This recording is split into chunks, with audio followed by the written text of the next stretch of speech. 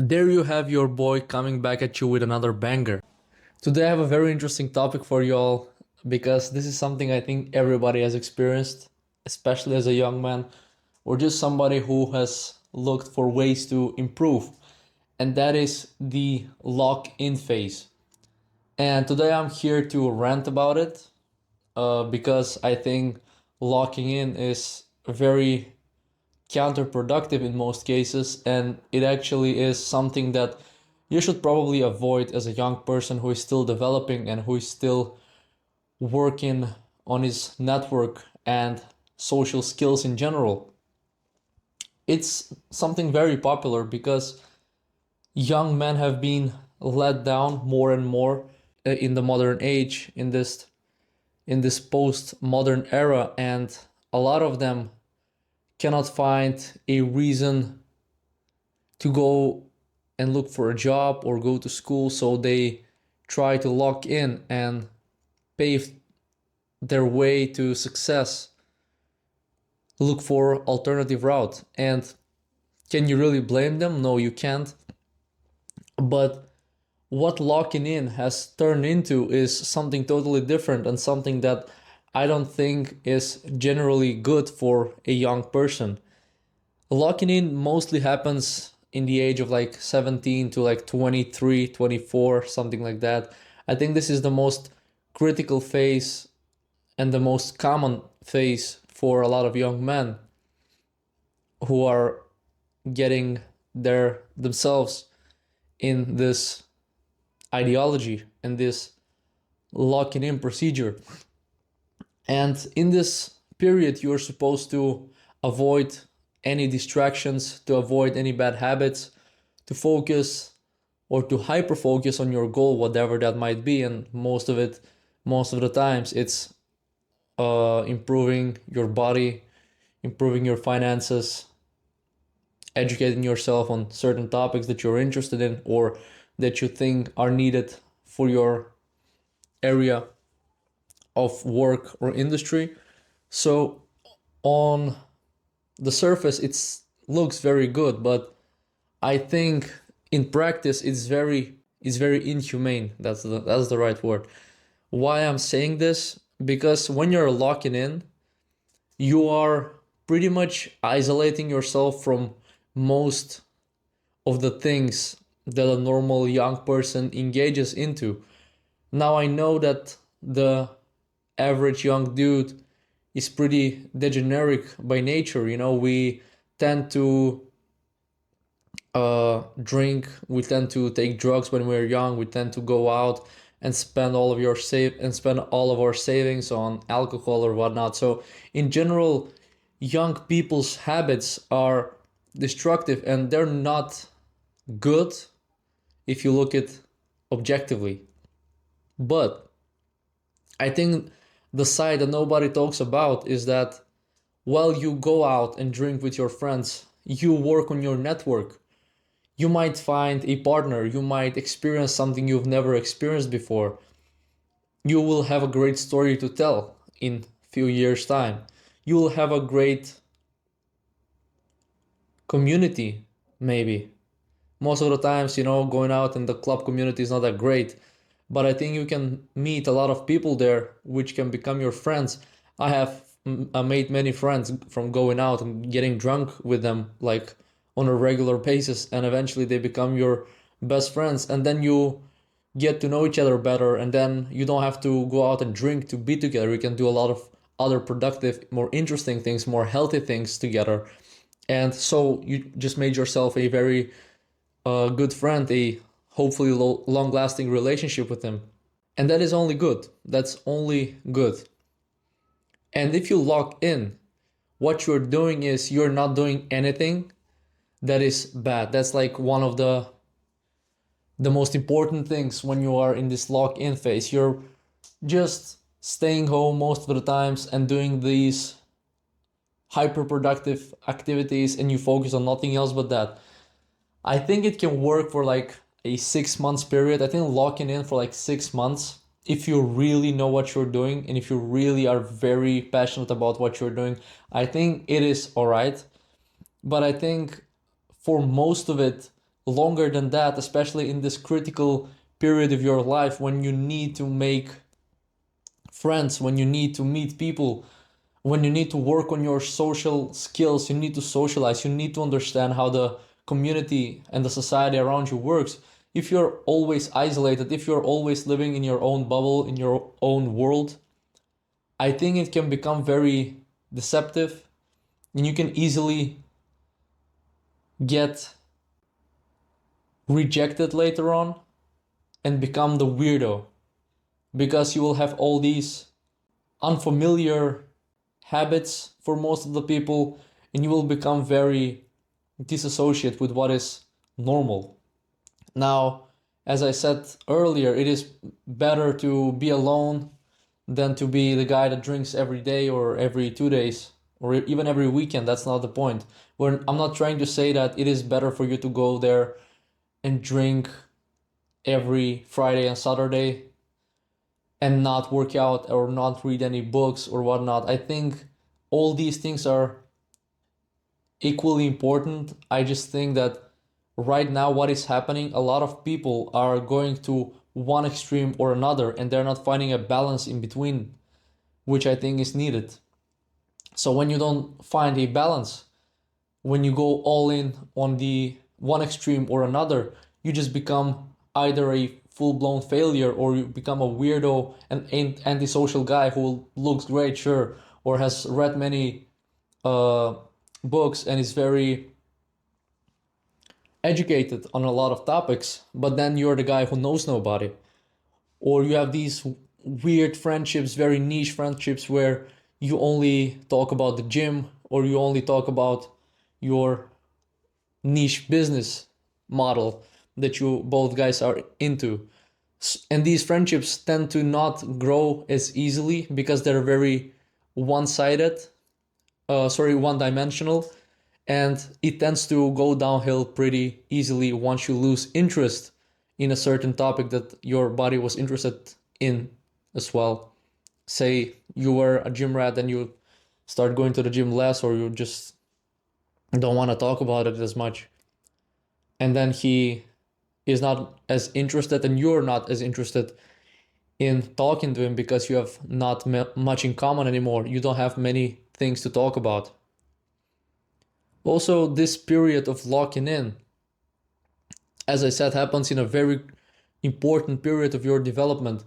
And if you stay in this phase for too long, if you become this lonely wolf that is locked in and is always on his grind, you will see that you will not be very interesting to people because you will be a very 2D person. There's not going to be a third dimension to you. You're going to be very plain, very basic. You won't be anything interesting to be around. You won't be the guy that everybody is excited to see. That's what I'm trying to say. Because what would you talk about realistically? You'll talk about your ab routine or about some weird book that you read. I mean, sure, I don't say that it's bad. I just say that people just tend to not find these things very interesting in general. Talking from experience, because sometimes I'm very passionate about some book, let's say, but I see that nobody else really is interested in it, so I just drop it. So I'm talking from experience here. I myself have been in this phase some years back. I was locked in and whatnot. I did it pretty early, so I think I didn't get affected as much and I was pretty fine. But after a while, you really just become a very atomized person. You become your routine, you become your good habits and your, no fab streaks and your gym streaks and your meditation sessions and your gratitude journaling. You become a person that is no interesting to nobody. And I think that is what people understand down the line, because when you're 25 and somebody invites you to a barbecue, you are very useless there, kind of. You don't add anything, you don't add any flavor to the conversation, because you're just a guy who did nothing in his life but stay in a basement and improve himself, but that improvement is very broad. And I think people have been seeing improvement as something very simple, but I think it's very complex. And improving oneself includes many different pillars that you have to work on. Improving oneself is not only the gym, or it's not only the education, a degree or whatever, or a job title. Improving oneself is very complex, and I think some people tend to misunderstand what it is, and they get too deep into one perspective of it, in one element of it, and eventually they find themselves pretty lost because now they're in their mid 20s and they have no partner. They got barely anyone to talk to because they just because everybody distanced, sorry, themselves from them, because they were just the guy that always says no. It's Saturday, your friends are gonna go out for a beer, and you're like, nah, I gotta work on X, and then they ask you four more times, and then they see that you just keep saying no, so they stop inviting you. So you basically lose that friend group. And when that happens too often, you will be the lonely wolf eventually. And believe me, you don't want to be that guy. You really don't want to be that guy who is so delusioned with his daily routines and daily tasks that he loses reality with the actual society around him, with the actual community. And also, when you're in these important years for development, in your late teen years and early 20s, you need to build a community. You need to become part of some kind of community. And maybe you won't hit the jackpot on your first try. Maybe you will get into a community, and after a while you won't really feel like you belong there anymore. And that is fine. You can always kind of change things, but then you will experience it. You will understand something about the community. You will understand something about yourself, and you will understand why you don't like it there anymore. You will then proceed to look for something else. Eventually you will find what you're looking for, and then that community is going to become your well-known third place. And when it becomes your third place, you're gonna be more fulfilled. You're gonna be happier as a person, because you will actually have people around you that you want to hang out with and you want to spend your time with. So I think locking in, you can see it from different perspectives. I think I just touched on only one perspective here. I think locking in really, really affects your socialization in the most critical period of your life, I think, to make friends and just general acquaintances. I think there are more things that it affects.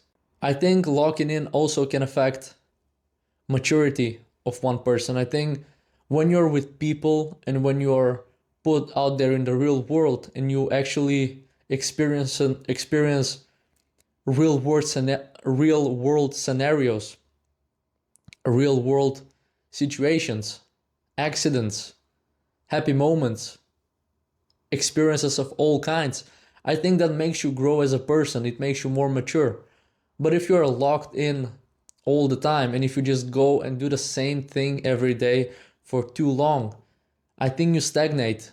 Maybe you don't understand it. Maybe you don't see it because, sure, your biceps have veins now and you're happy about it, and your body fat has gone down and you're all cool with it. But you have not matured on a social level, on a psychological level, and you don't see it until you're hit with the reality one day when you go out with your friends and everybody's just so social and everybody has so many things in common and they talk about so many different topics, but you're there just sitting and feeling lost, like you don't understand what is going on here. And that is what I'm trying to say.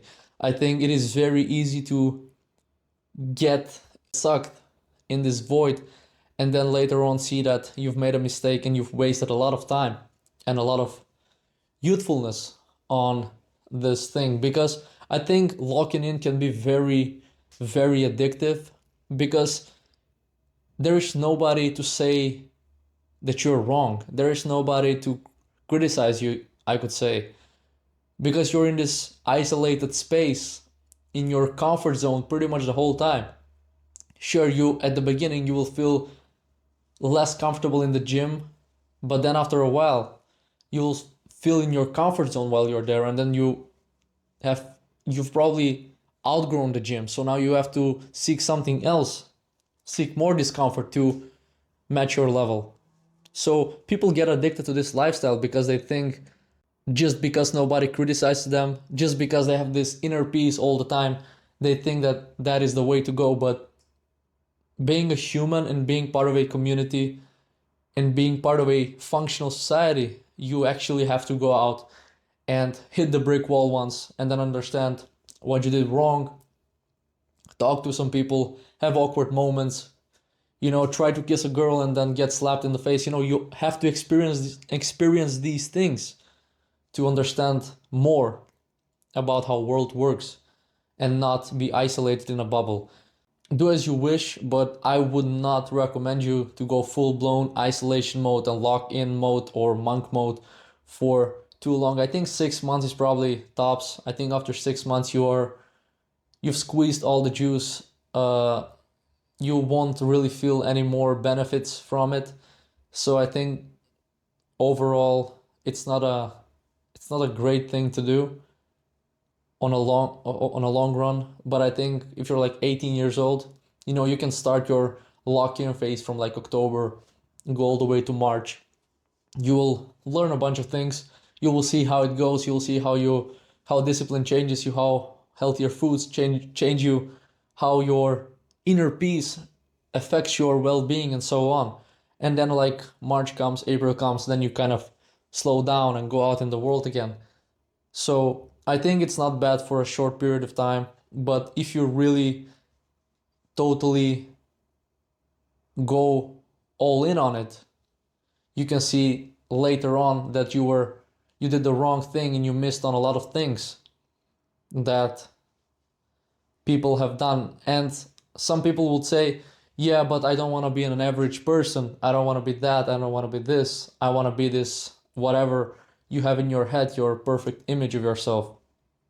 But I think, the above average person that you aspire to become has not become that person by locking in and doing a bunch of nonsense. He actually had some ideas that he got from his surroundings.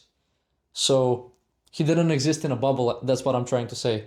But you can decide it on yourself if you want to lock in or not. I would personally recommend for a short period of time or not at all. So do as you wish and stay safe.